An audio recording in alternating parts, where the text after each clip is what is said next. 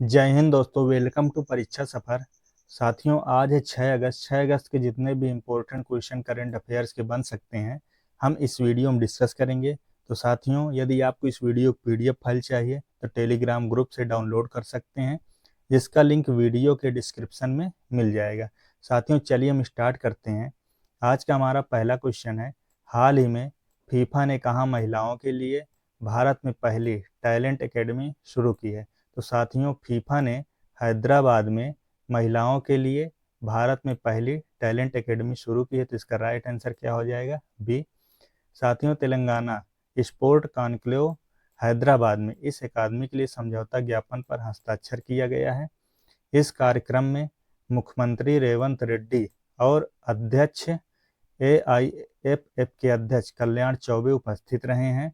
यह अकादमी फीफा की talent development scheme TDS का हिस्सा है। साथियों, ये हैदराबाद के गाचीबौली स्टेडियम परिसर को अकादमी का आधार बनाया गया है, जहां हर वर्ष 30 लड़कों और 30 लड़कियों को आवासीय सुविधा, गुणवत्ता शिक्षा, चिकित्सा देखभाल, पोषण एवं मानसिक स्वास्थ्य से जुड़ी सेवाएं प्रदान की जाएंगी। साथियों, एआईएफएफ का फुल फॉर्म क्या है? तो एआईएफएफ का full form all India football federation है। फीफा का फुल फॉर्म क्या है? तो international federation of association football है। इसको भी याद रखेंगे। साथियों, ये है मैप में तेलंगाना। तेलंगाना की राजधानी क्या है? तो तेलंगाना की राजधानी हैदराबाद है। यहाँ के सीएम कौन है? तो रेवंत रेड्डी यहाँ क्या है? सीएम है। राज्यपाल कौन है? तो जिष्णुदेव वर्मा यहाँ क्या है? राज्यपाल हैं। साथियों, तेलंगाना की लोकसभा सीट कितनी है? 17 लोकसभा की सीट है। राज्यसभा की सीट कितनी है? 7 राज्यसभा की सीट है। विधानसभा की सीट 119 है। अगला क्वेश्चन साथियों, हाल ही में किस राज्य के पूर्व मुख्यमंत्री शिबू सोरेन का निधन हुआ है? तो साथियों, ये हैं झारखंड के पूर्व सीएम। अभी इनका जो है निधन हो गया है। तो इसका राइट आंसर क्या हो जाएगा? बी। पूर्व मुख्यमंत्री शिबू सोरेन का निधन हुआ है। ये कहाँ के हैं? तो ये झारखंड के पूर्व मुख्यमंत्री थे। अभी इनका क्या है? निधन हो गया है। तो इसको आप जरूर याद रखेंगे।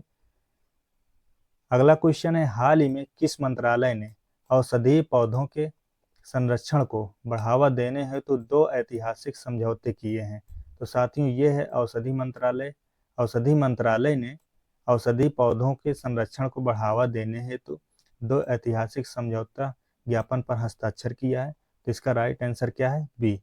ये समझौता किन किन के बीच हुआ है? पहला समझौता राष्ट्रीय औषधि पादप बोर्ड और पुणे स्थित ईस्ट वेद बायो प्लांट वेंचर के बीच हुआ है।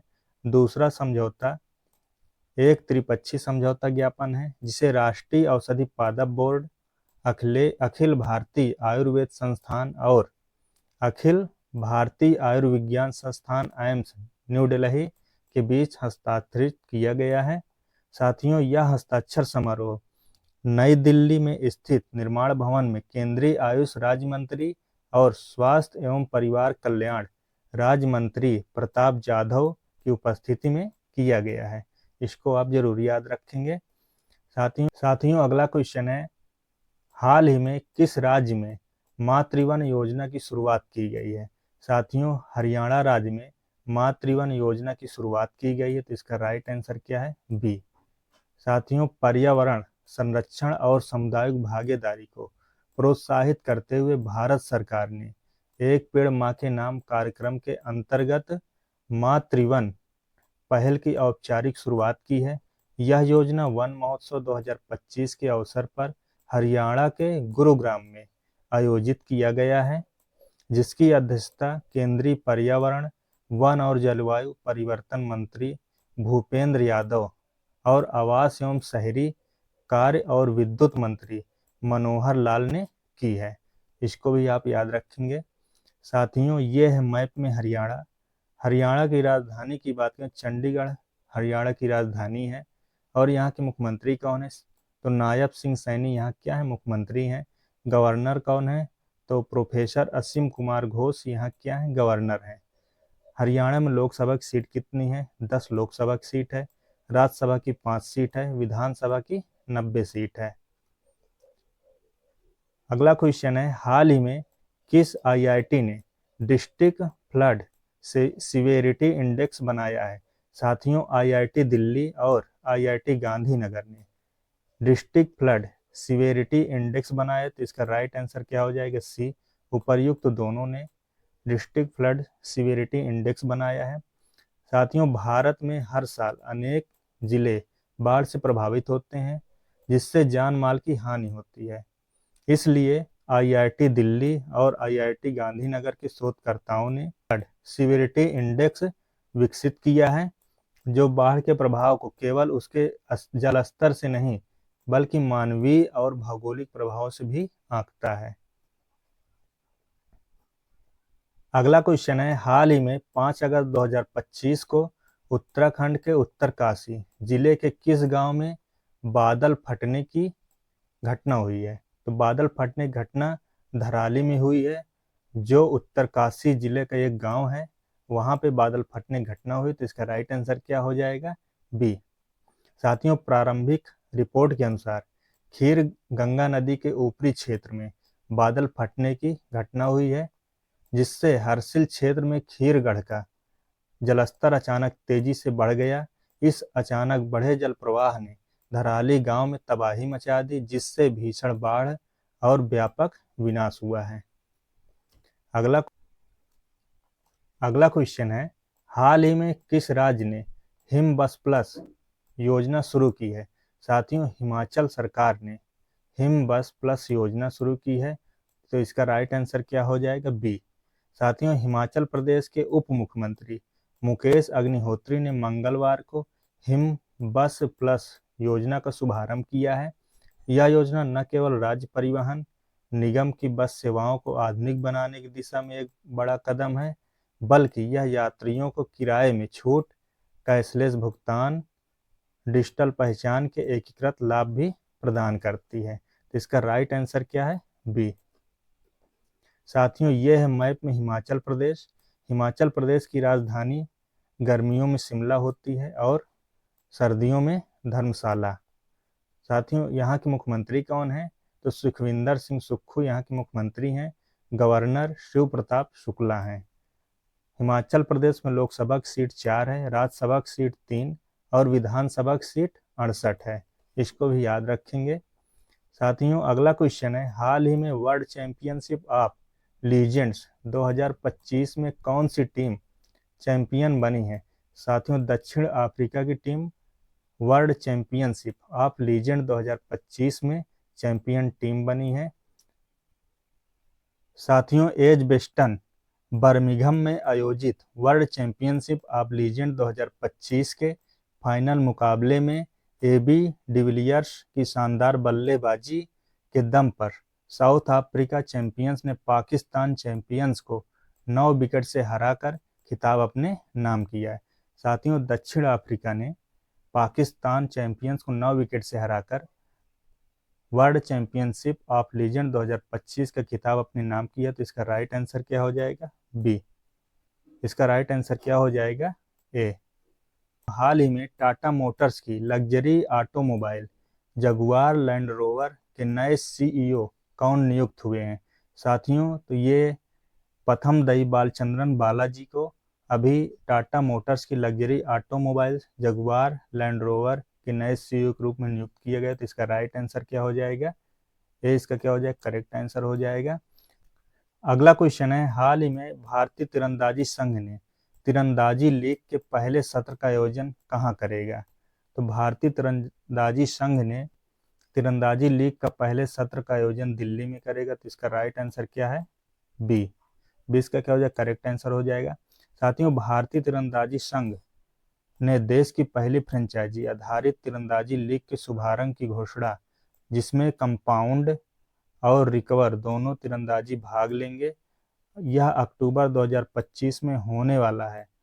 आयोजन दिल्ली के यमुना स्पोर्ट कॉम्प्लेक्स में 11 दिन तक चलेगा, जो भारतीय तीरंदाजी के लिए एक ऐतिहासिक क्षण होगा।